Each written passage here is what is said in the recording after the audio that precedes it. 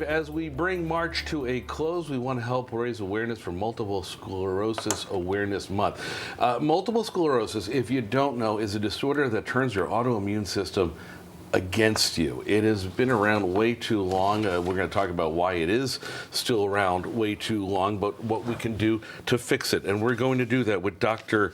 Mary Bailey, who's with us from Trinity Health. Nice to have you here. Thank you. And we were talking before the segment came on about how I'm familiar with MS from seeing a lot of things growing up. But I know that because I'm old. The younger generation, are they familiar with multiple sclerosis at all? They are. I think that it's become a much hotter topic for our younger generation because of how it's portrayed in the media. It's much more talked about than it was in the past. And I think that's because of our high efficacy treatments. There's a lot more we can do about it now. And we're going to get into that in a second. Talk about, we mentioned the autoimmune system works against you. How so? What happens? Sure. So with multiple sclerosis, your immune system is overactive, but it's overactive in a bad way, in that it attacks your own body. And so what we have to do with our treatments is calm it down so it's not doing that anymore. We were talking, you're a doctor because of, and you focus on this because it was in your family with your dad, and you learned that as a young age. What happened? Sure. So when I was 5 years old, my father was diagnosed with MS, and so that was in an era when there really weren't any good treatments. Right.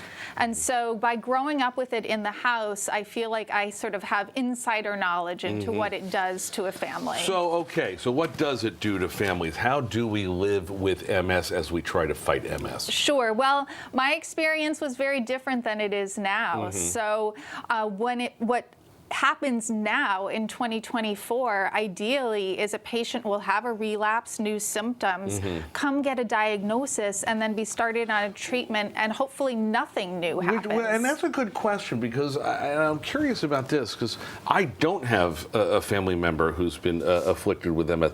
What are the telltale signs, and what should you be doing if you see them? Absolutely. So really the things you should be watching for are numbness and tingling that lasts for 24 hours or more, loss of vision in one eye, prolonged difficulty walking. Really? Anything that lasts for 24 hours, a few days, a few weeks, bring it up to your primary care doctor. I would think, especially with the numbing and tingling, I know that's often a sign of a heart attack. So you should definitely not be waiting 24 hours, obviously, to say the least. But you mentioned, obviously, it's not that it's better, but it's better to manage now, and thanks to modern medicine. How so? Absolutely. So we have wonderful new treatments that really have high efficacies, meaning that what our expectations are of these treatments is once you're on them, you have no new symptoms, no new lesions on your MRI, and no disease progression. That's what we're aiming for. Right. Make it live to be able to be living with MS. Precisely. As scientists try to figure out how to get rid of MS. It's a very interesting topic. And again, like I was surprised because you corrected me before we went on the air. I was under the mistaken impression that multiple sclerosis was not something that I think the newer generations were familiar with, but you're saying it is, and I think that's a wonderful thing, especially as we figure out a way to live with it. If you want more information, we'll hook you up, especially with signs that you may or know somebody that may have it that you should be looking for. We'll put that on our website, fox61.com. Dr. Mary Bailey, continued success. Great. Thank you so much. Thank you very much. Symphony, over to you.